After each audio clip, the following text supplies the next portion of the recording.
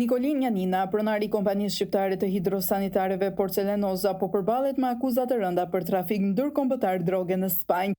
Ai u ekstradua në vitin 2022 nga Shqipëria në Spanjë pas një periudhe të gjatë procedurash ligjore, teksa gjatë ditës së dieshme u përball me trupën gjykuese të gjykatës Pontevedrës së Spanjës. Janina akuzohet për pjesëmarrje në një grup kriminal që transportonte mbi 54 kg heroin në territorin spanjoll, një rast i njohur pas një operacioni të suksesshëm në vitin 2016.